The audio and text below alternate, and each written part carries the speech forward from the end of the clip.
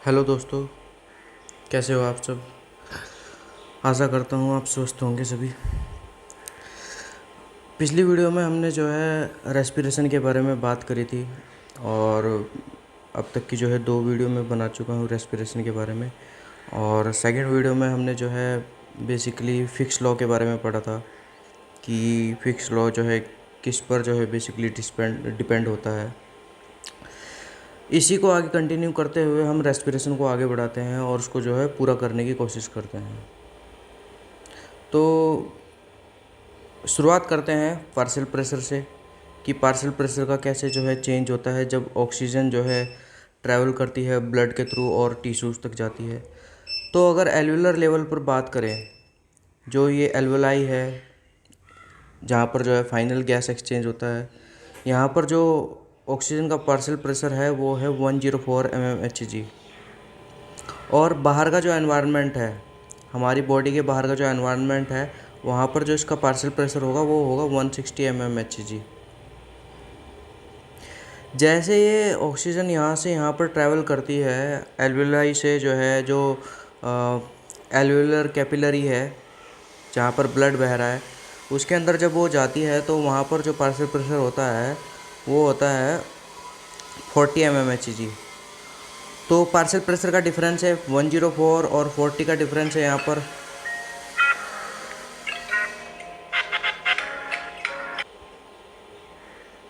तो ये जो है डिफरेंस है यहाँ पर देखिए 104 और 40 का। तो यहाँ पर जो है ऑक्सीजन वहाँ से 104 से 40 की तरफ आएगी और जो फाइनल जो पार्शियल प्रेशर होगा यहाँ पर ब्लड जो जाएगा यहाँ से उसका होगा 94 mmHg। अब ये जो ऑक्सीजनेटेड ब्लड है ये जाएगा कहाँ पर, जहाँ पर टिश्यूज़ होंगे, जहाँ पर कोशिकाओं को ज़रूरत होगी ऑक्सीजन की। तो यहाँ पर देख सकते हैं आप, यहाँ पर जो ब्लड वेसल्स है, ठीक है, टिश्यू लेवल की बात कर रहे हैं जहाँ पर कोशिकाओं को ऑक्सीजन की ज़रूरत है। यहाँ पर जो पार्शियल प्रेशर है वो कितना है, 94 है। और सेल के पास, सेल क्योंकि काम कर रही हैं, ऑक्सीजन का यूज कर रही हैं, एटीपी जनरेट कर रही हैं, तो वहाँ पर जो है पार्शियल प्रेशर कम है, वहाँ कितना है 40 है। तो ये जो है इधर की तरफ ट्रांसफ़र कर जाएगा और ऑक्सीजन की जो डिमांड है कोशिकाओं द्वारा, कोशिकाओं को ऑक्सीजन की डिमांड है कि भाई उनको ऑक्सीजन चाहिए, तो वो जो है पूरी कर दी जाएगी। अब जो कार्बन डाइऑक्साइड ये प्रोड्यूस करते हैं, बाय प्रोडक्ट क्या निकलता है, कार्बन डाइऑक्साइड। तो यहाँ पर जो इसका पार्शियल प्रेशर बढ़ा हुआ होता है 45 mmHg होता है और ब्लड के अंदर इसका पार्शियल प्रेशर जो होता है 40 होता है। तो ये जो है कार्बन डाइऑक्साइड इधर से इधर की तरफ ट्रांसफ़र कर जाती है क्योंकि यहाँ पर जो है हायर पार्शियल प्रेशर है और यहाँ पर जो है लोअर पार्शियल प्रेशर है। इसके बाद ये कार्बन डाइऑक्साइड जो है जाती है घूम करके कहाँ पर, लंग्स लेवल पर, टिश्यूज एल्वुलाई के पास जाती है। तो यहाँ पर आप देख सकते हो इसका पार्शियल प्रेशर कितना है, 45 mmHg है और यहाँ पर जो है इसका पार्शियल प्रेशर एल्वुलाई के पास 40 है। तो ये जो है इधर से इधर की तरफ ट्रांसफ़र कर दी जाएगी। जब हम सांस बाहर छोड़ेंगे इसको फिर बाहर शरीर से बाहर निकाल दिया जाएगा, इसको जो है बॉडी से बाहर निकाल दिया जाएगा। और जो कार्बन डाइऑक्साइड हमने सेल से जो है एल्वुलाई तक लाए उसको जो है बाहर छोड़ दिया जाएगा। तो ये जो है इस तरह से पार्शियल प्रेशर का डिफरेंस होता है और इस तरह से जो है जो गैसेज हैं वो हमेशा हायर कंसनट्रेशन से लोअर कंसनट्रेशन की तरफ बढ़ती है, या आप ये कह सकते हैं हायर पार्शियल प्रेशर से लोअर पार्शियल प्रेशर की तरफ ये जाती है। ये इनकी प्रवृत्ति होती है। ये एक तरह से आप कह सकते हो डिफ्यूजन जो है ऐसे होता है। अब इसको जो है थोड़ा सा एक ग्राफ से समझते हैं। यहाँ पर आप देख सकते हो एल्वुलाई, ऑक्सीजन जो है एल्वुलाई से ब्लड के अंदर जाती है और कार्बन डाइऑक्साइड जो है ब्लड से एल्वुलाई में चली जाती है और बाहर निकल जाती है और कार्बन डाइऑक्साइड बाहर से अंदर की तरफ आती है। ठीक है, नाक द्वारा हम सांस लेते हैं, ऑक्सीजन को लेते हैं बेसिकली। तो इसको ग्राफ से समझते हैं। सबसे पहले देखिए कुछ पढ़ लेते हैं। जो N2O होती है उसका जो डिफ्यूजन होता है बहुत फास्ट होता है।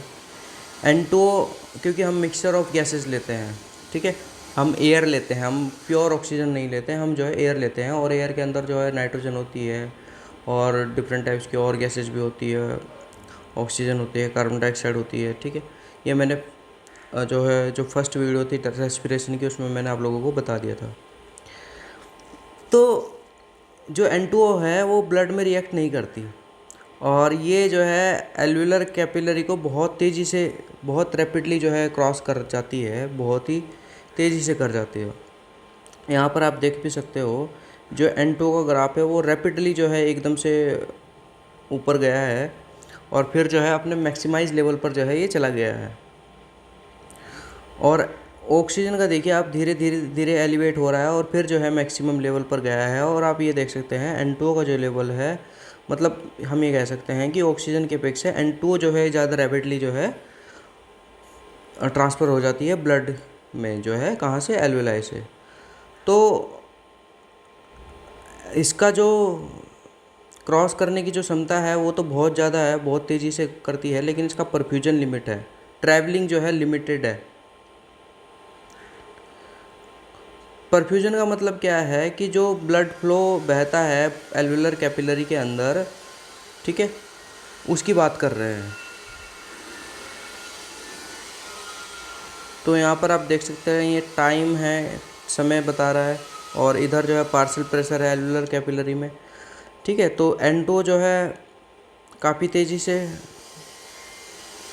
ट्रांसफ़र हो जाती है ब्लड के अंदर एल्वुलाई से, ऑक्सीजन धीरे धीरे होती है, और कार्बन मोनोऑक्साइड जो है बहुत ही धीरे धीरे होती है, ठीक है। तो कार्बन डाइऑक्साइड का जो है डिफ्यूजन तो लिमिटेड है, क्योंकि बहुत आराम आराम से हो रही है, और इसका जो है एल्वुलर कैपिलरी को क्रॉस करना इतना ज़्यादा, मतलब हम ये कह सकते हैं कि थोड़ा सा मतलब कॉम्प्लिकेटेड है उसको क्रॉस करना। परफ्यूजन तो लिमिटेड नहीं है, क्योंकि बहुत धीरे धीरे हो रही है। अब वो धीरे धीरे हो रही है तो इतने में जो है वहाँ से ब्लड जो है निकल जाता है। डिफ्यूजन जो है लिमिटेड है इसका। अब बात करते हैं ट्रांसपोर्ट ऑफ गैसेज की, जो कि इम्पॉर्टेंट है CSIR के लिए, बहुत ही ज़्यादा इम्पॉर्टेंट है, तो इसको आप जो ध्यान से सुनिएगा। सबसे पहले बात करते हैं ऑक्सीजन के ट्रांसपोर्ट की। तो ऑक्सीजन का ट्रांसपोर्ट जो है पिगमेंट प्रोटीन पर डिपेंड करता है, जिसको हीमोग्लोबिन कहते हैं। आपने सभी ने सुना होगा, हीमोग्लोबिन एक पिगमेंट प्रोटीन है और ब्लड के अंदर RBC के अंदर पाया जाता है, ठीक है। और हीमोग्लोबिन की कमी होने पर हमें ऑक्सीजन की कमी हो सकती है। अच्छा, इसके बारे में देख लेते हैं। ये 4 सब यूनिट की प्रोटीन है, 4 सब यूनिट जो है आपस में जुड़ी हुई होंगी, ठीक है। 4 सब यूनिट आपस में जुड़ी हुई होंगी। और कौन कौन सी सब यूनिट है? 2 अल्फ़ा की सब यूनिट है और 2 बीटा की सब यूनिट है, ठीक है। एक वयस्क मनुष्य की बात करें, एक मतलब बात करें 30 साल का जो आदमी है, मतलब, ठीक है, इतने उम्र की इंसान की बात करें तो एडल्ट HB, मतलब एडल्ट HB की बात करें तो इसमें जो है 4 सब यूनिट होती हैं, 2 अल्फ़ा की 2 बीटा की। एक नवजात शिशु की बात करें, फीटस की बात करें अगर, तो उसके अंदर जो है किस प्रकार की सब यूनिट होती हैं? 2 अल्फ़ा की होती हैं और बीटा की जगह जो है 2 गामा की होती हैं। एक हीमोग्लोबिन 4 ऑक्सीजन के मॉलिक्यूल को एक बार में बाइंड करा सकता है, मतलब उसको बॉन्ड करा सकता है, उसको बांध सकता है। मतलब आप ऐसे समझ सकते हो, हीमोग्लोबिन एक ऐसी गाड़ी है जिसके अंदर 4 सेट है। 4 सेट का मतलब यह है कि इसके 4 सेट है तो मतलब 4 ऑक्सीजन के मॉलिक्यूल ही बाइंड करेंगे, ठीक है। 4 सेट है तो इसका मतलब 4 ऑक्सीजन के मॉलिक्यूल ही एक बार में बाइंड कर सकते हैं, क्योंकि 4 ही सेट है, 5 सेट नहीं है, तो 5 ऑक्सीजन के मॉलिक्यूल बाइंड ही नहीं कर सकते, ठीक है। इसकी स्ट्रक्चर को देखें तो हीमोग्लोबिन की जो स्ट्रक्चर है उसको आप इस तरह से जो है देख सकते हैं। 2 पार्ट्स का ये बना हुआ होता है, हीम और ग्लोबिन प्रोटीन। हीम किसका बना हुआ है? हीम जो है पोरफायरिन 9 रिंग का बना हुआ है और उसके साथ जो है आयरन जुड़ा हुआ है। आयरन उसके सेंटर में है बेसिकली। ये जो पोरफायरिन 9 रिंग है, आयरन इसके सेंटर में प्रेजेंट है। फिर ये जो ग्लोबिन चेन है, ये मैंने बताया अभी कि 4 जो है सब यूनिट की प्रोटीन है ग्लोबिन, ठीक है। और 2 अल्फ़ा की होती है और 2 बीटा की होती है। प्रत्येक ग्लोबिन का अपना एक हीम ग्रुप होता है, मतलब हम ये कह सकते हैं कि 4 ही हीम ग्रुप हो गए हमारे पास। और एक हीम जो है बाइंड कर सकता है किसके साथ? एक ऑक्सीजन के मॉलिक्यूल के साथ। अब 4 ग्लोबिन चेन है, 4 ही उनके हीम ग्रुप है, यानी कि वो जो है 4 ऑक्सीजन के साथ जो है बाइंड कर सकता है, क्योंकि एक हीम एक ऑक्सीजन के साथ बाइंड कर रहा है। और प्रत्येक ग्लोबिन के अपना एक हीम ग्रुप है। और कितनी ग्लोबिन है हमारे पास? 4 ग्लोबिन है। अब यहाँ पर आप देख सकते हैं, ठीक है। तो एक हीमोग्लोबिन हम ये कह सकते हैं 4 हीम ग्रुप रखता है, तो 4 ऑक्सीजन के साथ जो है बाइंड कर सकता है। यहाँ पर आप देख सकते हैं ये हमने 4 सब यूनिट दिखाई हैं, अल्फ़ा, अल्फ़ा, बीटा, बीटा। और यहाँ पर जो है 4 ही आयरन है, एक ये रहा, एक ये, एक ये, एक ये। अब ये जो 4 आयरन है, हर आयरन जो है ऑक्सीजन के साथ बाइंड कर रहा है, ये वाला भी, ये वाला भी, ये वाला भी और ये वाला भी। और ये आपस में जो है, ये जो सब यूनिट्स हैं, ये जो हीम ग्रुप्स हैं, ये आपस में जो है एक तरह से सब यूनिट्स है जो आपस में जुड़ी हुई हैं, ठीक है। हीम ग्रुप जो है एसोसिएटेड है किसके साथ, ग्लोबिन चेन के साथ और ऑक्सीजन के साथ। तो एक हीम ग्रुप को हमने जो है दिखाया है यहाँ पर, एक हीम ग्रुप को आप देख सकते हो इसकी स्ट्रक्चर, ये जो है पोरफायरिन 9 रिंग है। और आयरन जो है इसके नाइट्रोजन एटम से जुड़ा हुआ है, 4 नाइट्रोजन एटम से जुड़ा हुआ है, आप देख सकते हैं यहाँ पर आयरन जो है यहाँ पर 4 नाइट्रोजन एटम से जुड़ा हुआ है।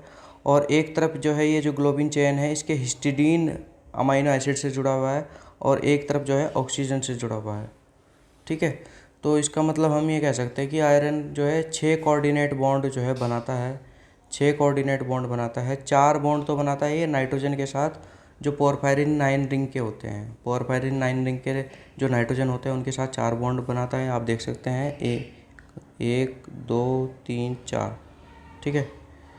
और पांचवा जो बॉन्ड बनाता है ये बनाता है जो ग्लोबिन पॉलीपेप्टाइड है उसका जो histidine residue, histidine amino acid है उसके साथ बॉन्ड बनाता है। और छठा बॉन्ड बनाता है ऑक्सीजन के साथ, मतलब जो आयरन है वो ऑक्सीजन को बाइंड कर लेता है, बांध लेता है। अब जो ऑक्सीजन की जो बाइंडिंग है वो मुख्य रूप से जो है निर्भर करती है ऑक्सीजन के पार्शियल प्रेशर पर, ऑक्सीजन का दबाव क्या है वहाँ पर, ठीक है। तो ऑक्सीजन का अगर जो है दबाव जो है ज़्यादा होगा तो क्या होगा, ऑक्सीजन की लोडिंग होगी, हीमोग्लोबिन पर ऑक्सीजन लोड कर दी जाएगी। लोड मतलब उसके ऊपर बैठ जाएगी, हीमोग्लोबिन के ऊपर, मतलब मैंने बताया ना 4 सीट है उसके अंदर, तो चारों सीटों पर विराजमान हो जाएगी वो। तो उसे हम कहेंगे हीमोग्लोबिन क्या हो गया, ऑक्सीजनेटेड हो गया है। अगर ऑक्सीजन का पार्शियल प्रेशर कम है, ठीक है, तो क्या होगा, ऑक्सीजन की अनलोडिंग हो जाएगी। अनलोडिंग मतलब वो जो 4 सीट पर जो ऑक्सीजन विराजमान थी वो धीरे धीरे उतर जाएंगी, जैसे आप गाड़ी से उतरते हो ना चारों सीटों से, ठीक है, चारों सीटों से उतरते हो, कार के अंदर 4 सीट होती हैं उसके अंदर से उतर जाते हो। ऐसे ही जो है ऑक्सीजन का जैसे ही पार्शियल प्रेशर कम होता है तो ऑक्सीजन वहाँ से उन चारों सीटों से बाहर निकल जाती है, उतर जाती है। तो इसको हम कहेंगे कि हीमोग्लोबिन जो है डीऑक्सीजनेटेड हो गया है, मतलब ऑक्सीजन वहाँ से उतर गई है एक तरह से। अब हीमोग्लोबिन एक मल्टी सब यूनिट प्रोटीन है जो कि 4 ऑक्सीजन के साथ बाइंड कर सकती है। और ये जो 4 ऑक्सीजन के साथ बाइंड करती है हीमोग्लोबिन, ये पॉजिटिव कोऑपरेटिविटी शो करती है। पॉजिटिव कोऑपरेटिविटी का मतलब यह है कि ये जो है एक तरह से हम ये कह सकते हैं कि जब एक ऑक्सीजन का मॉलिक्यूल बाइंड होता है तो दूसरा और आसानी से हो जाता है, तीसरा और भी आसानी से हो जाता है, और चौथा और भी आसानी से हो जाता है। इस तरह से मतलब ये प्रक्रिया चलती है। हम ये कह सकते हैं पॉजिटिव कोऑपरेटिविटी का मतलब यह है कि जो ऑक्सीजन की बाइंडिंग है एक मॉलिक्यूल की, वो दूसरे मॉलिक्यूल की बाइंडिंग को हेल्प करती है, ठीक है। एक ऑक्सीजन का मॉलिक्यूल बाइंड हो गया, मतलब आप जो है एक सीट पर चढ़ गए कार की, तो आपने अपने दोस्त को बुलाया और हाथ पकड़ाया कि भैया तू भी आ जा दूसरी सीट पे। फिर आप दोनों ने तीसरे दोस्त को हाथ पकड़ाया कि भैया तू भी आ जा तीसरी सीट पे। फिर आप तीनों ने हाथ जो है पकड़ाया चौथे दोस्त को और उसे कहा कि आप भी आ जाओ, मतलब आप जो है जैसे जैसे आप सीट पर विराजमान बैठ रहे हो तो आप जो है दूसरे की मदद कर रहे हो, हेल्प कर रहे हो, ठीक है। तो ये जो है इस तरह से है। पॉजिटिव कोऑपरेटिविटी का मतलब यह है कि जब एक ऑक्सीजन का मॉलिक्यूल बाइंड कर जाता है तो वो दूसरे की सहायता करता है, सीधा सीधा मतलब यह है। मतलब हम ये कह सकते हैं कि हीमोग्लोबिन की 4 जो है 4 ऑक्सीजन के साथ वो बाइंड कर सकता है, तो जब वो एक ऑक्सीजन के साथ बाइंड करेगा तो वो बन जाएगा Hb4O2। Hb4O2 जब दूसरे ऑक्सीजन के साथ बाइंड करेगा तो वो बन जाएगा Hb4O4। इसके बाद जब वो Hb4O4 तीसरे ऑक्सीजन के साथ बाइंड करेगा तो वो बन जाएगा Hb4O6। और जब ये तीसरा मॉलिक्यूल ऑक्सीजन के साथ बाइंड करेगा तो ये बन जाएगा Hb4O8। ये जो रिएक्शन होगी ये सबसे फास्टेस्ट रिएक्शन होगी, सबसे तेज़ी से होगी। मतलब हम ये कह सकते हैं 3 ऑक्सीजन के मॉलिक्यूल जो है चौथे ऑक्सीजन के मॉलिक्यूल की जो बाइंडिंग है उसको बहुत जल्दी जो है करवाते हैं, फैसिलिटेट करते हैं या हेल्प करते हैं, आप ऐसे कह सकते हैं। कैसे होती है हीमोग्लोबिन ऑक्सीजन के साथ बाइंडिंग? तो इसकी 2 स्टेट हम पढ़ सकते हैं। एक तो होती है डीऑक्सी हीमोग्लोबिन, जब ऑक्सीजन हीमोग्लोबिन के साथ ना हो, और एक होती है ऑक्सी हीमोग्लोबिन, जब हीमोग्लोबिन के साथ ऑक्सीजन हो। अच्छा, ये प्रक्रिया जो है पार्शियल प्रेशर पर डिपेंड करती है कि डीऑक्सी हीमोग्लोबिन कम होगा और ऑक्सी हीमोग्लोबिन कब होगा। तो जब पार्शियल प्रेशर ऑक्सीजन का ज़्यादा है तो ऑक्सी हीमोग्लोबिन अवस्था होगी, और जब पार्शियल प्रेशर कम होगा तो जो है डीऑक्सी हीमोग्लोबिन अवस्था होगी।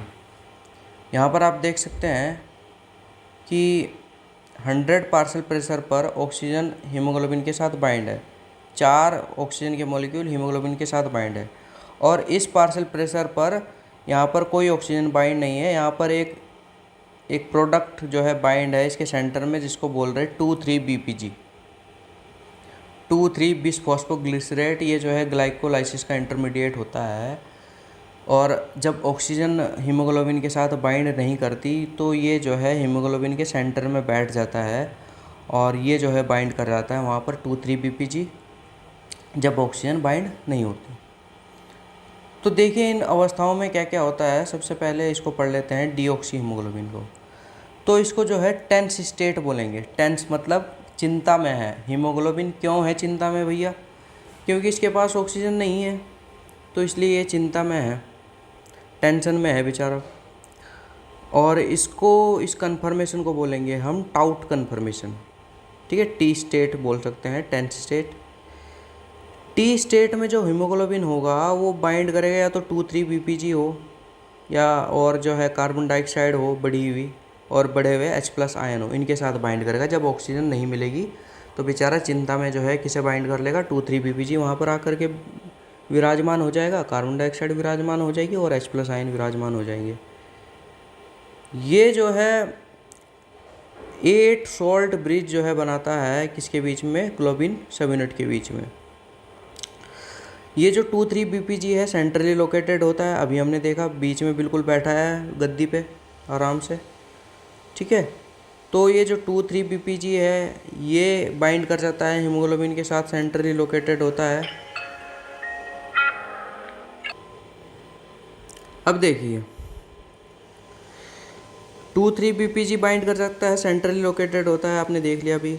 अगर कार्बन डाइऑक्साइड का पार्शियल प्रेशर हमारी बॉडी के अंदर बढ़ गया तो वो जो है ऑक्सीजन को अनलोड करा देगी एक तरह से, और डीऑक्सी हीमोग्लोबिन अवस्था आ जाएगी। बढ़े हुए H+ आयन होंगे, वो भी जो है किस अवस्था को लाएंगे? टी स्टेट को लाएंगे। मतलब ये क्या करेंगे? ऑक्सीजन को बाहर फेंक देंगे और वहाँ पर जा कर के खुद चढ़ जाएंगे उस गाड़ी पे, हीमोग्लोबिन की गाड़ी पे। ठीक है, एक नोट करने योग्य जो है कुछ बात है, इसे नोट कर लीजिए आप। 2,3-BPG जो है फीटस का जो हीमोग्लोबिन होता है, नवजात जो शिशु होते हैं, छोटे बच्चे होते हैं, उसके अंदर बाइंड नहीं होता। अब उसका रीज़न है, जो फीटस का हीमोग्लोबिन है हमने पढ़ा कि उसके अंदर जो ग्लोबिन चेन होती हैं 2 अल्फ़ा की होती हैं और 2 गामा चेन होती हैं। ये जो गामा चेन होती हैं ये इस 2,3-BPG के साथ बॉन्ड नहीं बनाती हैं। ठीक है, तो इस वजह से ये 2,3-BPG वहाँ पर बाइंड नहीं होता है। अब देखते हैं ये ऑक्सी हीमोग्लोबिन अवस्था क्यों आती है भैया। तो ये क्यों आती है? ये आती है क्योंकि पार्शियल प्रेशर ऑक्सीजन का बढ़ा हुआ है, तो ऑक्सीजन आराम से जो है इस हीमोग्लोबिन की गाड़ी पे जो है बैठ जाएंगी, आराम से 4 सीटों पर विराजमान हो जाएगी। तो हम ये कह सकते हैं इसमें जो हीमोग्लोबिन की जो आकर्षण क्षमता है ऑक्सीजन के प्रति वो बहुत ज़्यादा होती है, प्यार बहुत ज़्यादा होता है, इसलिए वो ऑक्सीजन को बैठा लेता है। इस अवस्था को रिलैक्स्ड स्टेट कहेंगे। रिलैक्स्ड स्टेट मतलब आरामदायक अवस्था या आर स्टेट। चिंता खत्म हो गई, ऑक्सीजन पास आ गई तो अब आराम से है, आर स्टेट, रिलैक्स स्टेट में है। ठीक है, ये जो सॉल्ट ब्रिज बने थे इसमें, यहाँ पर जो सॉल्ट ब्रिज बने थे ये टूट जाते हैं। ऑक्सीजनेशन जब होता है, ऑक्सीजन बाइंड होती है तो सॉल्ट ब्रिज टूट जाते हैं। 2,3-BPG जो है बाहर निकल जाता है, उसको बाहर फेंक देते हैं। जो सेंट्रली लोकेटेड था यहाँ पर, ये जो 2,3-BPG इसको बाहर फेंक देते हैं। तो हम ये कह सकते हैं आर स्टेट जो है हीमोग्लोबिन की प्रीडोमिनेट है। कब? जब जो है ऑक्सीजन का पार्शियल प्रेशर बढ़ा हुआ है। ठीक है, समझ में आ गया। और ये जो अवस्था है ऑक्सी हीमोग्लोबिन, ये होती है एल्वियोलर लेवल पर, लंग्स लेवल पर, फेफड़े जहाँ होते हैं वहाँ पर होती है। और ये जो अवस्था होती है मुख्य रूप से ये होती है टिश्यू लेवल पर, उत्तक, जहाँ कोशिकाएं ऑक्सीजन का यूज करती हैं, वहाँ पर जहाँ ऑक्सीजन की ज़रूरत है कोशिकाओं को। जैसे स्केलेटल मसल से आप दौड़ रहे हो, ठीक है, तो वहाँ पर ये अवस्था आ जाएगी डीऑक्सी हीमोग्लोबिन वाली। ठीक है, तो दो अवस्थाएं हैं हीमोग्लोबिन की, कौन कौन सी? टी स्टेट है, आर स्टेट है। इसमें ऑक्सीजन की जो आकर्षण क्षमता है हीमोग्लोबिन की वो कम होगी, और ऑक्सीजन की जो अनलोडिंग है वो ज़्यादा होगी। ऑक्सीजन बाहर बाहर निकल के भागेगी। आर स्टेट में ऑक्सीजन की आकर्षण क्षमता जो है, हीमोग्लोबिन की जो आकर्षण क्षमता है ऑक्सीजन के प्रति वो ज़्यादा होगी, अट्रैक्ट करेगा ऑक्सीजन को। वो ऑक्सीजन जो है एक तरह से मतलब उसके ऊपर चढ़ जाएगी, हीमोग्लोबिन के बैठ जाएगी आराम से, और ऑक्सीजन की लोडिंग हो जाएगी। ठीक है, लोडिंग मतलब बैठ जाएंगे आप सीट पे एक तरह से, है ना। ऑक्सीजन तो निकल जाएगी वहाँ से, अनलोड कर दी जाएगी, और ये बाइंड कर जाएगा हीमोग्लोबिन 2,3-BPG कार्बन डाइऑक्साइड और बढ़े हुए H+ आयन के साथ। जो कार्बन डाइऑक्साइड है वो हीमोग्लोबिन के अमाइनो ग्रुप के साथ जुड़ जाती है, और जो H+ हैं वो जुड़ जाते हैं ग्लोबिन चेन के हिस्टिडीन रेजिड्यू के साथ। ये भी आपको ध्यान रखना है। 2,3-BPG सेंट्रली लोकेटेड होता है, कार्बन डाइऑक्साइड हीमोग्लोबिन के अमाइनो ग्रुप के साथ बाइंड करती है, और जो H+ हैं वो ग्लोबिन चेन के हिस्टिडीन रेजिड्यू के साथ बाइंड करते हैं।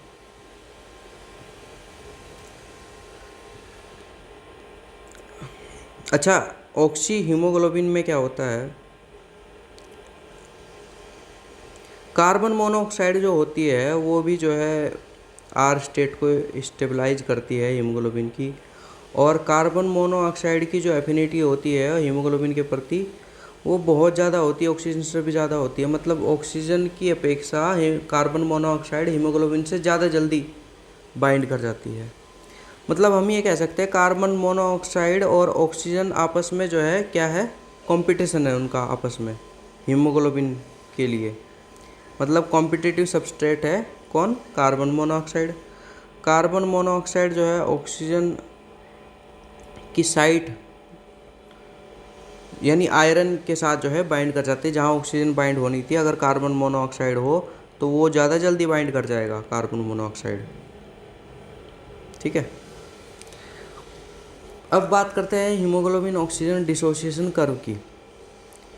ये जो हीमोग्लोबिन ऑक्सीजन डिसोसिएशन कर्व है ये डिपेंड करता है लोडिंग और अनलोडिंग जो ऑक्सीजन की, ठीक है, उस पर डिपेंड करता है। और ये जो लोडिंग और अनलोडिंग है डिपेंड करती है किस पर? ऑक्सीजन के पार्शियल प्रेशर पर। तो आप यहाँ पर देख सकते हो, एक तरफ हमने जो है परसेंट दिखा रखा है, परसेंट सैचुरेशन दिखा रखा है हीमोग्लोबिन का, ठीक है, और एक तरफ जो है हमने ऑक्सीजन का पार्शियल प्रेशर दिखा रखा है 15, 30, 40, 100। ठीक है,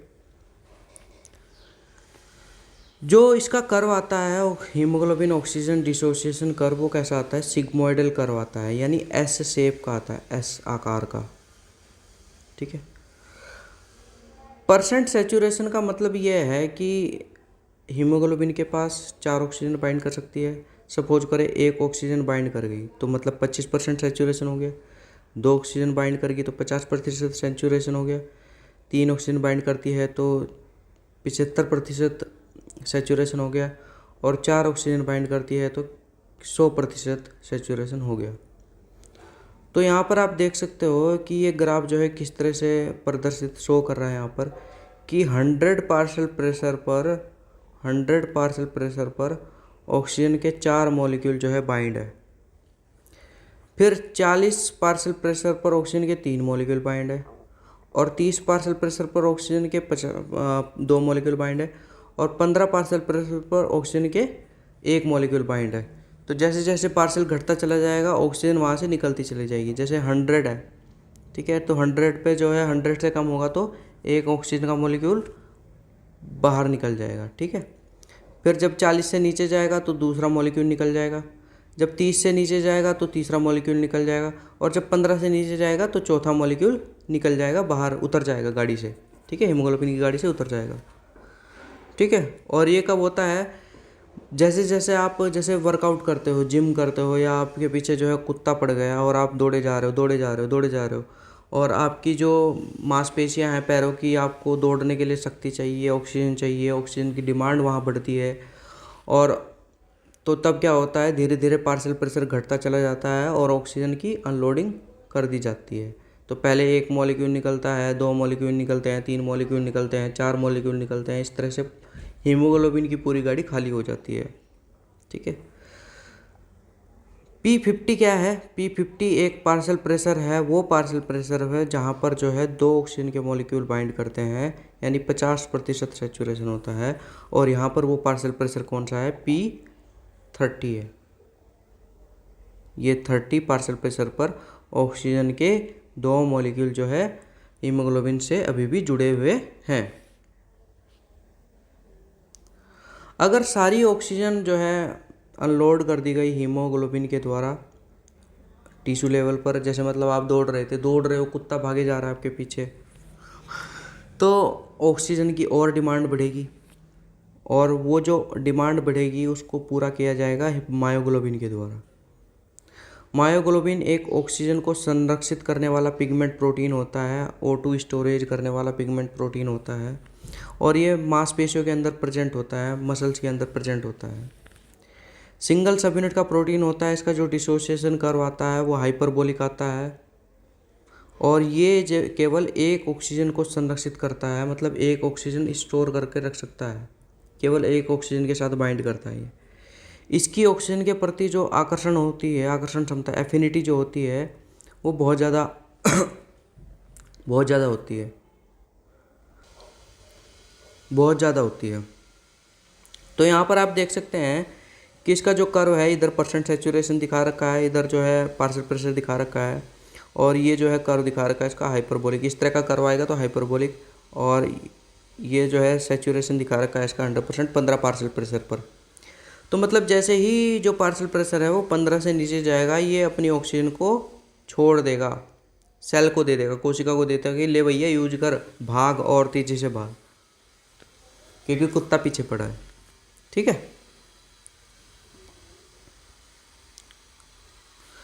अब कौन कौन से फैक्टर हैं, कौन कौन से कारक हैं जो इस कर्व को जो है प्रभावित कर सकते हैं, हीमोग्लोबिन ऑक्सीजन डिसोसिएशन कर्व को अफेक्ट करते हैं। Factors that affects the HbO2 dissociation curve. ये इस कर्व को जो है या तो राइट शिफ्ट दे देंगे या लेफ्ट शिफ्ट दे देंगे, ये जो कारक होंगे देखते हैं इनको। जैसे लेफ्ट शिफ्ट अगर आता है, जो कर्व है वो इस तरफ जो है थोड़ा सा शिफ्ट हो जाता है, तो वो कैसे होता है, क्यों होता है, तो ये कब होगा, ये होगा जब H+ बढ़ेंगे, ब्लड का जो pH है वो घटेगा, ठीक है, H+ आयन बढ़ेंगे मतलब ब्लड का pH कम होगा। 2-3 BPG बढ़ेगा, ठीक है, तब भी ये सिचुएशन आएगी, राइट शिफ्ट हो जाएगा। टेम्परेचर बढ़ा दो तब भी ये सिचुएशन आएगी, ठीक है। तो ये जो है ये सारे कारक, ये सारे फैक्टर, ये किसको बढ़ावा दे रहे हैं, टी स्टेट को, हीमोग्लोबिन को टेंशन दे रहे हैं ये। और हीमोग्लोबिन की जैसे टेंशन बढ़ेगी तो ऑक्सीजन वहाँ से उतर भाग जाएगी, ठीक है। तो मतलब एफिनिटी जो है ऑक्सीजन के प्रति वो कम हो जाएगी, और ऑक्सीजन जो है वहाँ से बिछड़ के चली जाएगी हीमोग्लोबिन के पास से।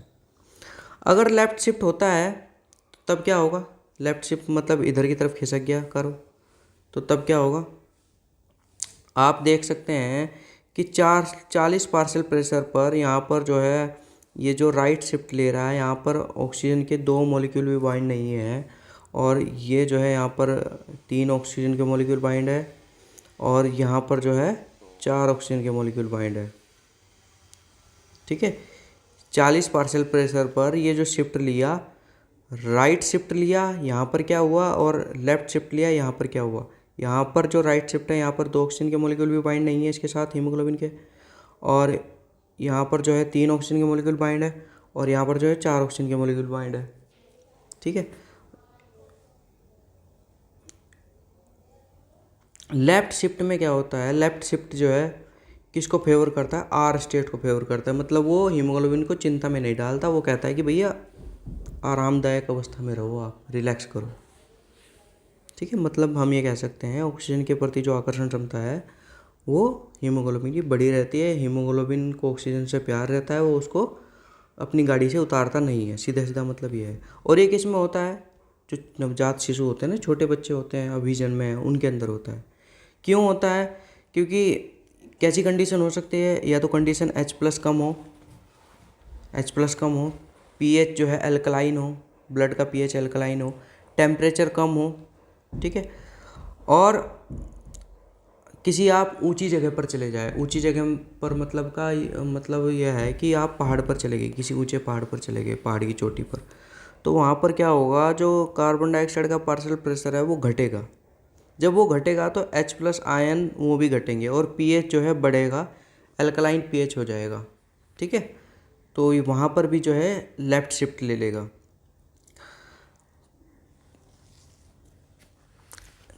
नाइट्रेट और अन्य जो ऑक्सीडाइजिंग कंपाउंड होते हैं, ये क्या करते हैं, आयरन को ऑक्सीडाइज कर देते हैं, किसमें, Fe3+ फॉर्म में। ठीक है। इसको हम जो है कहते हैं मेट हीमोग्लोबिन, जिसमें ऑक्सीजन का ट्रांसपोर्ट जो है कम होता है। इस कंडीशन को कहा जाता है साइनोसिस। इस कंडीशन को क्या कहा जाता है, साइनोसिस। अब इन ग्राफ को समझ लेते हैं। देखिए जैसे ये है, ये किसका ग्राफ है, मायोग्लोबिन का ग्राफ है, हाइपरबोलिक आ रहा है। ये किसका ग्राफ है, ये ग्राफ है फीटस का, क्योंकि लेफ्ट शिफ्ट है ना। ये ग्राफ किसका है, एडल्ट का। ठीक है, नॉर्मल ग्राफ है एक तरह से। और ये ग्राफ किसका है, डी, ये जो है किसका, सिकल सेल एनीमिया, HbS। ठीक है। तो सिकल सेल एनीमिया, इसमें जो है ऑक्सीजन को ले जाने की क्षमता हीमोग्लोबिन की बहुत ही कम होती है। हद की हदाई जो है 2 ऑक्सीजन जो है मॉलिक्यूल बाइंड करते हैं हीमोग्लोबिन से, इस कंडीशन में जो ये बीमारी होती है। ठीक है। अब एक प्रक्रिया को पढ़ते हैं जिसे बोलते हैं एक्लीमेटाइजेशन। और ये प्रक्रिया कहाँ पर चलती है, ये जो अवस्था है कहाँ पर आती है, स्टेट, ये आती है जब आप किसी ऊंची जगह पर जाते हो। जैसे अभी हमने पहाड़ी की बात करी, आप किसी ऊंची पहाड़ी पर चले गए, तो जब आप किसी ऊंची पहाड़ी पर जाओगे तो हाइपोक्सिया होगा। हाइपोक्सिया मतलब ऑक्सीजन का दबाव कम होगा, आपकी बॉडी को ऑक्सीजन की डिमांड बढ़ेगी, उपलब्धता कम होगी, मतलब वहाँ पर अवेलेबिलिटी ऑक्सीजन की कम होगी। इस केस में आपकी बॉडी सेंस कर लेती है और हमारी जो किडनी है वो सो करके उठ जाती है। सो करके उठ जाती है मतलब वो एक्टिवेट हो जाती है और वो रिलीज करती है हाइपोक्सिया इंड्यूसिंग फैक्टर 1α और हाइपोक्सिया इंड्यूसिंग फैक्टर 1β। ये दोनों के दोनों ड्राइमराइज होकर के आपस में जुड़ करके बनाते हैं एक ट्रांसक्रिप्शन फैक्टर की तरह व्यवहार करते हैं ये। ठीक है। किसके लिए, एरिथ्रोपोइटिन के लिए ट्रांसक्रिप्शन फैक्टर की तरह काम करते हैं ये, एरिथ्रोपोइटिन के लिए। ठीक है। ये जो एरिथ्रोपोइटिन है ये क्या काम करता है, ये एरिथ्रोपोइटिन किडनी से रिलीज होता है और ये क्या करवाता है, ये जो हीमेटोपोइटिक स्टेम सेल्स है इसको एरिथ्रोपोइसिस करने के लिए आदेश देता है। मतलब RBC प्रोडक्शन को बढ़ा दिया जाता है, इसका मतलब ऑक्सीजन ट्रांसपोर्ट बढ़ा दिया जाता है ना। मतलब आपको ऑक्सीजन की कमी हो रही है, आप ऊंची जगह पर गए हो, तो आपकी बॉडी उस चीज़ को टैकल करने के लिए क्या करती है, किडनी को उठाती है। किडनी जो है ट्रांसक्रिप्शन फैक्टर बनाता है जो एरिथ्रोपोइटिन के लिए होता है। एरिथ्रोपोइटिन क्या करता है, RBC प्रोडक्शन को फाइनली बढ़ा देता है, यानी ऑक्सीजन ट्रांसपोर्ट को नॉर्मल लेवल पर ले आते हैं। नॉर्मोक्सिया क्या कंडीशन है, नॉर्मोक्सिया में नॉर्मल पार्शियल प्रेशर होगा ऑक्सीजन का। इस कंडीशन में जो हाइपोक्सिया इंड्यूसिंग फैक्टर 1α है वो टूट जाएगा, कोई EPO यानी कोई एरिथ्रोपोइटिन का प्रोडक्शन नहीं होगा। तो हाइपोक्सिया कंडीशन में क्या हुआ, जब ऑक्सीजन की उपलब्धता कम है, ऑक्सीजन की अवेलेबिलिटी कम है, तो तब क्या हुआ, तब क्या होगा, हमारा सेंट्रल ब्लड फ्लो है, दिमाग की तरफ जो जाने वाला ब्लड है वो बढ़ जाएगा। इस वजह से सेरिब्रल एडिमा हो जाएगा। सेरिब्रल एडिमा मतलब एक तरह की अंदर की तरफ सूजन हो जाएगी मस्तिष्क के अंदर, है ना, हल्की सी। इस वजह से जो है सेरेब्रल जो फ्लूइड है उसका जो पीएच है वो घट जाएगा और ब्लड का जो पीएच है वो बढ़ जाएगा, है ना। तो ऑक्सीजन डिसोसिएशन कर्व जो है वो लेफ्ट साइड मुड़ जाएगा किसी तरफ लंग्स लेवल पर, ताकि ज़्यादा ऑक्सीजन जो है ग्रहण कर सके, ज़्यादा ऑक्सीजन पकड़ सके। इसलिए वो किस तरफ मुड़ जाएगा, लेफ्ट साइड मुड़ जाएगा। कहाँ पर, लंग्स लेवल पर, ताकि ज़्यादा ऑक्सीजन जो है वो पकड़ सके। ठीक है। अच्छा, यूरिनेशन भी बढ़ा दिया जाएगा। यूरिनेशन मतलब मूत्र की जो मात्रा है वो बढ़ा दी जाएगी, बार बार आपको यूरिन आएगा, जिस वजह से ब्लड का वॉल्यूम घटेगा, जिस वजह से आरबीसी कंसंट्रेटेड हो जाएगी। कंसंट्रेटेड होने का मतलब है ज़्यादा से ज़्यादा ऑक्सीजन को पकड़ने की कोशिश करेगी।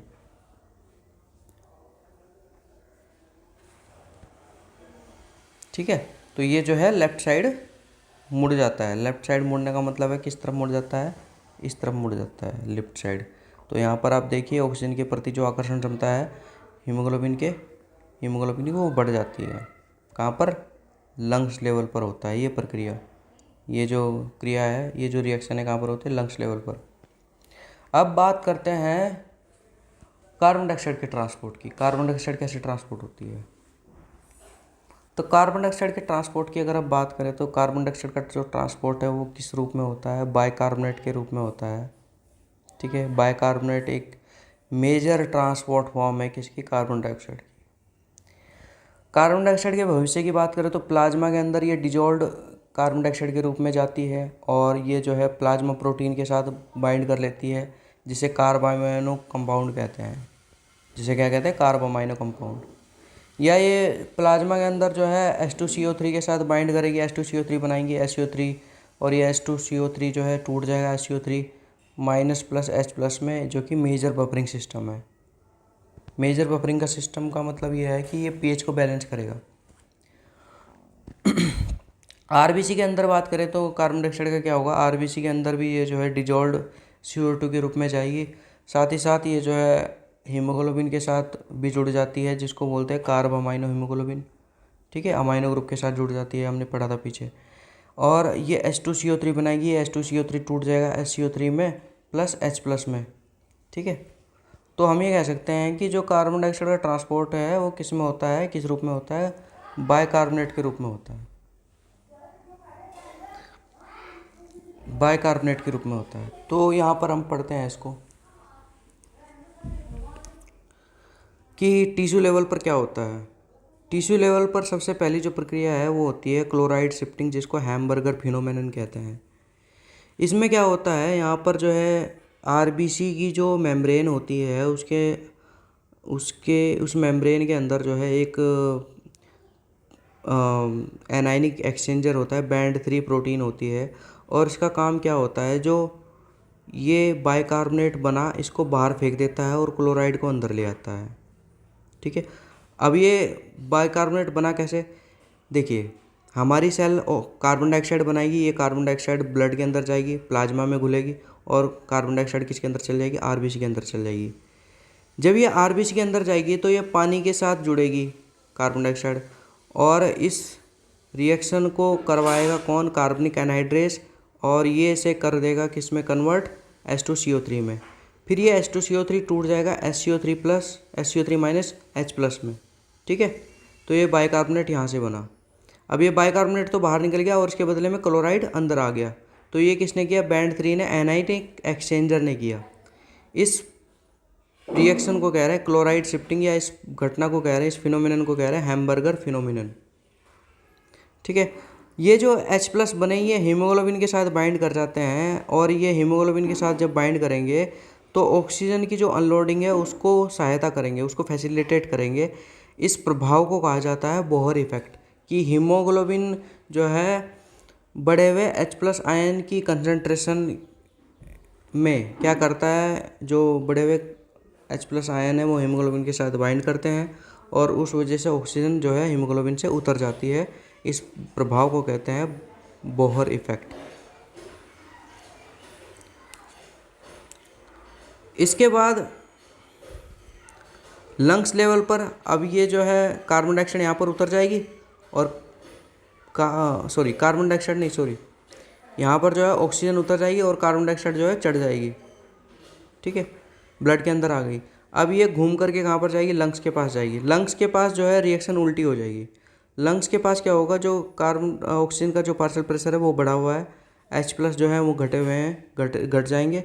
और ये क्या करेंगे, ऑक्सीजन की लोडिंग को बढ़ाएंगे। H+ जो है हीमोग्लोबिन से जहाँ जुड़े थे, यहाँ पर जुड़े थे ना, ये टूट जाएंगे यहाँ से। और जब ये टूट जाएंगे तो ये क्या करेंगे, इस प्रक्रिया को कहेंगे, इस घटना को कहेंगे हेल्डेन इफेक्ट। यहाँ पर देखिए आप क्या हो रहा है, जो बाइकार्बोनेट बाहर छोड़ा था उसको अंदर लाया जाएगा और क्लोराइड को जो अंदर लाया गया था उसको बाहर छोड़ा जाएगा। ये SCO3 H+ के साथ रिएक्शन करके कार्बनिक एनहाइड्रेस एंजाइम इस रिएक्शन को करवाएगा, H2CO3 बनाएगा। ये H2CO3 टूट जाएगा किसमें, कार्बन डाइऑक्साइड में और पानी में। इस कार्बन डाइऑक्साइड को कहाँ पर छोड़ दिया जाएगा, एल्वेलाई के पास, क्योंकि यहाँ पर जो है पार्शियल प्रेशर 40 और यहाँ पर जो है 45 है। तो ये जो है कार्बन डाइऑक्साइड इधर से इधर की तरफ मूव कर जाएगी और फिर जो है सांस को हम बाहर छोड़ेंगे और कार्बन डाइऑक्साइड बाहर निकल जाएगी। समझ में आ गया। तो यहाँ पर क्या हो रहा है, कार्बन डाइऑक्साइड जो ऑक्सीजन का पार्शियल प्रेशर है वो बढ़ा हुआ है, H+ घट जाएंगे क्योंकि वो जो है किसके साथ जुड़ेंगे, बाइकार्बोनेट के साथ जुड़ जाएंगे। और उस वजह से ऑक्सीजन की लोडिंग हो जाएगी, ऑक्सीजन चढ़ जाएगी हीमोग्लोबिन के ऊपर और हीमोग्लोबिन के साथ जो H+ थे वो बेसिकली डिसोशिएट होंगे, टूटेंगे। जभी तो वो किसके साथ जुड़ेंगे, बाइकार्बोनेट आयन के साथ जुड़ेंगे। इस प्रभाव को बोल रहे हैं हेल्डेन इफेक्ट। इस प्रभाव को क्या बोल रहे हैं, हेल्डेन इफेक्ट। अब जल्दी जल्दी रेस्पिरेटरी रेगुलेशन को देख लेते हैं। रेस्पिरेटरी रेगुलेशन की बात करें तो रेगुलेशन जो ब्रीथिंग का है वो दो तरह से हो सकता है, या तो केमिकल रेगुलेशन या न्यूरल रेगुलेशन। तो हमारे ब्रेन के अंदर जो है रेस्पिरेटरी सेंटर प्रेजेंट है, ठीक है, पोन्स और मेडुला के अंदर, पोन्स और मेडुला के अंदर, ठीक है। तो अगर आप जो है यहाँ से कट लगा दो, यहाँ कट लगा दो तो कोई ब्रीथिंग नहीं होती, ठीक है। मेडुला से ऊपर का भाग काट दो, पोन्स को उड़ा दो, तो जो ब्रीथिंग होगी वो अनसिंक्रोनाइज होगी। मतलब कभी कभी तेज़ ब्रीथिंग आएगी, तेज़ी से सांस लोगे, कभी जो है सांस जो है स्लो हो जाएगी। और अगर पोन्स को भी रखो और ऊपर कट लगा दो, मतलब पोन्स और मेडुला बचे हैं और ऊपर कट लगा दिया, तो ब्रीथिंग कैसी होगी, सिंक्रोनाइज्ड ब्रीथिंग होगी। सिंक्रोनाइज्ड ब्रीथिंग का मतलब ये है एक नॉर्मल ब्रीथिंग होगी, ठीक है। तो हम ये कह सकते हैं ब्रीथिंग सेंटर प्रेजेंट है ब्रेन स्टेम में, इसको ब्रेन स्टेम बोलते हैं बेसिकली। पोन्स मेडुला जो भी ये फॉर्म करता है, ठीक है, सेरिबेलम भी उसके साथ होता है, ब्रेन स्टेम बोलते हैं इसको। तो पोन की वजह से कैसी ब्रीथिंग होती है, सिंक्रोनाइज ब्रीथिंग होती है। और मेडुला के अंदर जो है ब्रीथिंग का ओरिजिन सेंटर है, मतलब अगर मेडुला ना हो तो ब्रीथिंग होगी ही नहीं, और पोन अगर ना हो तो ब्रीथिंग कैसी होगी, अनसिंक्रोनाइज्ड। तो न्यूरल रेगुलेशन को देख लेते हैं, ब्रीथिंग के कैसे होता है, ठीक है। तो यहाँ पर आप देख सकते हो, यहाँ पर जो है दो ग्रुप ऑफ न्यूरॉन्स है basically, DRG dorsal respiratory group और VRG वेंट्रल रेस्पिरेटरी ग्रुप। और दो सेंटर प्रेजेंट है किसमें, ये तो मेडुला में है, ये मेडुला के अंदर है, और ये जो सेंटर है ये एपनिस्टिक सेंटर है और न्यूमोटैक्सिक सेंटर ये पोन्स के अंदर प्रेजेंट है। यहाँ पर आप देख सकते हो एपनिस्टिक सेंटर किसको इनहिबिट कर रहा है, न्यूमोटैक्सिक सेंटर को, और ये न्यूमोटैक्सिक सेंटर किसको इनहिबिट कर रहा है, DRG को। अब ये DRG से एक न्यूरॉन्स निकलती है जो कि डायफ्राम तक आती है, और ये डायफ्राम को जो है टाइडल वेंटिलेशन के लिए टाइडल वेंटिलेशन करवाती है। टाइडल वेंटिलेशन का मतलब ये इनहेलेशन करवाती है, ठीक है। और एक न्यूरॉन जो है निकल के आती है किसके पास, एक्सटर्नल इंटरकोस्टल मसल्स के पास, जो क्या करवाती है, एक्स्ट्रा इनहेलेशन करवाती है। एक्स्ट्रा क्या करवाती है, इनहेलेशन, मतलब सांस को अंदर लेकर के आती है। जब इनहेलेशन होगा तो ये जो डायफ्राम है ये नीचे की तरफ जाएगा, फ्लैट हो जाएगा, और लंग्स बढ़ जाएंगे, ठीक है, लंग्स का साइज़ बढ़ जाएगा, वॉल्यूम बढ़ जाएगा, और सांस जो है अंदर आ जाएगी। VRG की बात करो तो VRG से जो है एब्डोमिनल मसल्स के पास जा रही है न्यूरॉन, ठीक है, और किसके पास जा रही है, इंटरनल इंटरकोस्टल मसल्स के पास जा रही है, जो क्या करवा रही है, एक्स्ट्रा एक्सहेलेशन करवा रही है। एक्स्ट्रा एक्सहेलेशन का मतलब है जो गहरी सांस हम छोड़ते हैं, ठीक है, जैसे कपालभाति के अंदर गहरी सांस छोड़ते हैं, पेट की मसल्स का यूज करते हैं, ठीक है, रिब्स मसल्स का यूज करते हैं बेसिकली। अब पढ़ते हैं लंग्स इन्फ्लेशन रिफ्लेक्स रिस्पॉन्स, या जिसको जो है हैरिंग ब्रुअर रिफ्लेक्स भी कहा जाता है। अब जहाँ जहाँ से मैं पढ़ा रहा हूँ वहाँ से पढ़ना है आपको। DRG से लेते हैं। DRG को देखिए आप, DRG क्या करता है, ये कॉन्ट्रैक्शन सिग्नल देता है डायफ्राम को कि भैया तू नीचे की तरफ डायफ्राम कॉन्ट्रैक्ट हो जा, ताकि लंग्स का वो साइज़ बढ़े, वॉल्यूम बढ़े और ऑक्सीजन अंदर ली जाए। ठीक है, तो मतलब सांस हम अंदर लेंगे। जब हम सांस अंदर लेते हैं तो धीरे धीरे क्या होता है, एल्वेओलाई का जो वॉल्यूम है वो बढ़ता चला जाता है, वो एक्सपांड होती चली जाती है। जब एक्सपांड होगी तो वॉल्यूम बढ़ेगा और उस वजह से जो उसके स्ट्रेच रिसेप्टर हैं, जिनको जे रिसेप्टर भी कहते हैं, वो एक्टिवेट हो जाते हैं। ठीक है, जब वो एक्टिवेट हो जाएंगे, कहेंगे भैया बहुत स्ट्रेच हो लिया, मतलब बहुत एक्सपांड हो गए, अब इससे ज़्यादा मत हो, इतने भी क्या होना कि फटोगे क्या बिल्कुल ही। तो ये एक्टिवेट हो जाएंगे और ये क्या करेंगे कि भैया रोको रोको, बहुत जो है एक्सपांसन हो गया, वॉल्यूम जो है बहुत ज़्यादा बढ़ गया, अब लंग्स को फाड़ने का इरादा है क्या बिल्कुल। तो क्या होता है, ये एक्टिवेट होकर के डोपामाइन रिलीज करते हैं। डोपामाइन रिलीज करेंगे तो ये क्या करेगा, एपन्यूस्टिक सेंटर को रोक देगा, एपन्यूस्टिक सेंटर को रोक देगा, इसको मार पीट देगा, ये रुक जाएगा बेचारा, अब ये काम नहीं करेगा। ठीक है, जब ये काम नहीं करेगा तो ये काम करेगा न्यूमोटैक्सिक सेंटर, और न्यूमोटैक्सिक सेंटर जब काम करेगा तो ये इसको रोक देगा, मतलब डीआरजी रुक जाएगा, डीआरजी रुक जाएगा, सिग्नल रुक जाएगा, सिग्नल रुक जाएगा तो डायफ्राम कॉन्टैक्ट करना बंद करेगा और इनहेलेशन रुक जाएगा, और इनहेलेशन जब रुक जाएगा तो क्या होगा, एक्सहेलेशन होगा। ठीक है, सांस जो बाहर छोड़ दी जाएगी। ठीक है, समझ में आ गया कैसे हुआ, एक बार दोबारा देख लीजिए। डोपामाइन जो है इसको रोक देगा, जब ये काम करना बंद करेगा तो ये काम करना शुरू करेगा, क्योंकि ये जो है इसको इनिबिट कर रहा था, अगर ये काम करता तो ये काम ना कर पाता। ठीक है, जब ये काम ना कर पाता तो ये काम करता। ठीक है, तो ये जो है इस तरह से आप देख सकते हो, इसको एक बार आपको समझना पड़ेगा, रिवाइज करना पड़ेगा। ठीक है, अब बात करते हैं केमिकल रेगुलेशन जो है ब्रीथिंग का कैसे होता है, केमिकली कैसे जो है सेंस करते हैं।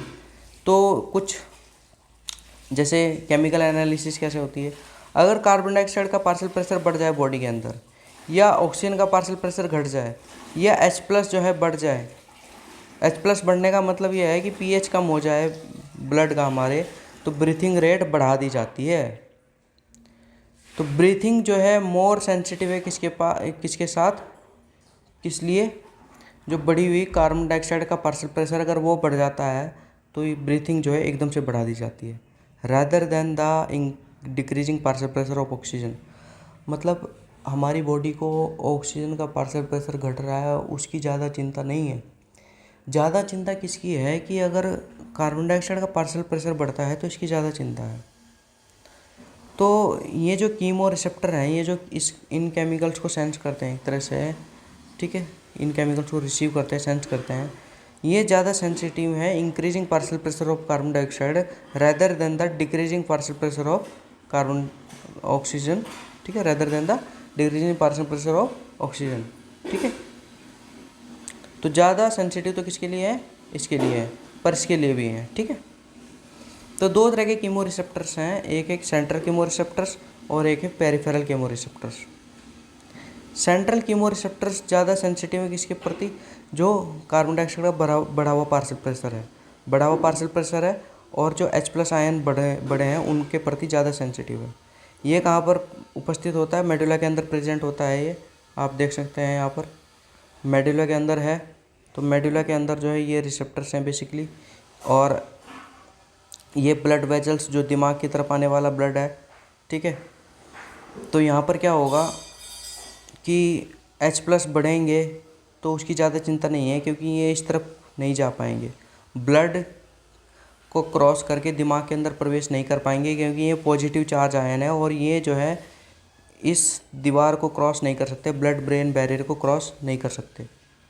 ठीक है, लेकिन अगर CO2 बढ़ेगी, CO2 अगर यहाँ बढ़ी तो वो गैस है, वो आराम से मस्तिष्क के अंदर, ब्रेन के अंदर घुस जाएगी, मेडुला के अंदर घुस जाएगी और H2CO3 बनाएगी। ये H2CO3 डिसोशिएट होगा SO3- H+ में, और ये H+ जो है ये किसके द्वारा रिसीव करे जाएंगे, मेडुला में जो chemo receptor, central chemo receptor, उनके द्वारा रिसीव करे जाएंगे, और इनको सेंस करके क्या कर दिया जाएगा, जो ब्रीथिंग रेट है उसको बढ़ा दिया जाएगा। यहाँ पर आप देख सकते हो कार्बन डाइऑक्साइड अगर बढ़ी तो ये क्या करेगी, इधर की तरफ जाएगी, पानी के साथ रिएक्ट करेगी, H2CO3 बनाएगी, SO3- H+ में डिसोशिएट होगी, इसको इस सेंट्रल कीमो रिसेप्टर द्वारा इनको रिसीव कर लिया जाएगा, और ये एक्टिवेट कर देंगे, और अगर ये एक्टिवेट होंगे तो ब्रीथिंग रेट्स बढ़ा दी जाएगी। ठीक है, समझ में आ गया।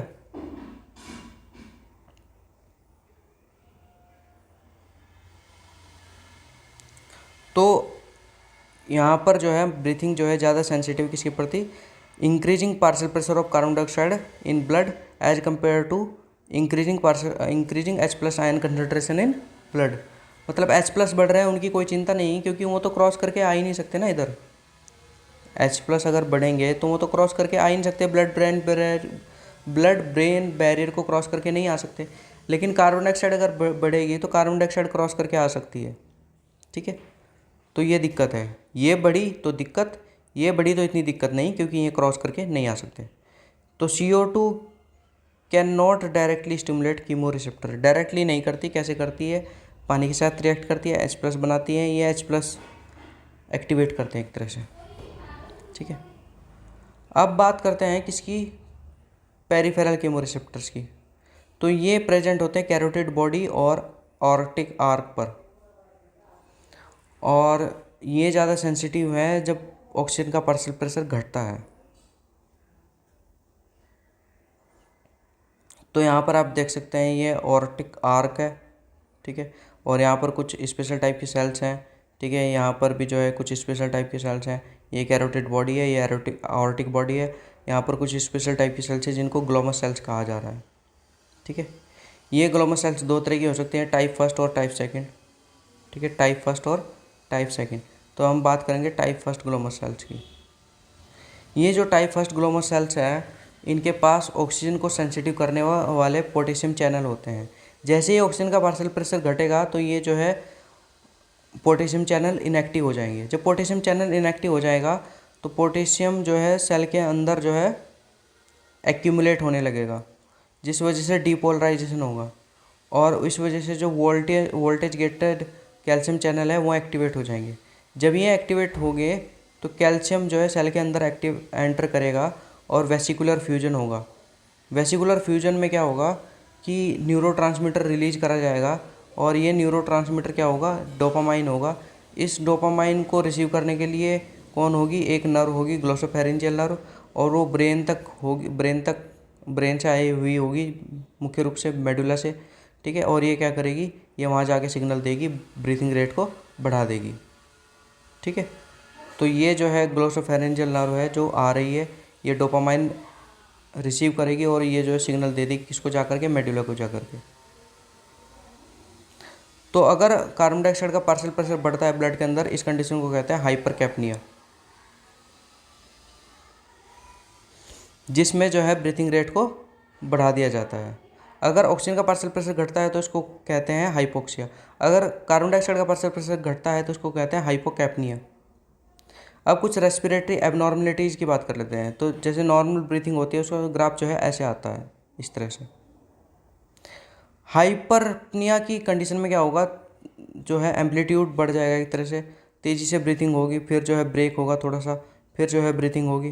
तो ये जो है, ये जो ब्रेक है इसे एपनिया कह रहे हैं, और ये जो हैवी ब्रीथिंग है इसे हाइपरप्निया कह रहे हैं। ठीक है, तो इस कंडीशन को बोलते हैं, जब इस तरह का ग्राफ होता है इसको बोलते हैं बायोट्स रेस्पिरेशन या पीरियडिक ब्रीथिंग।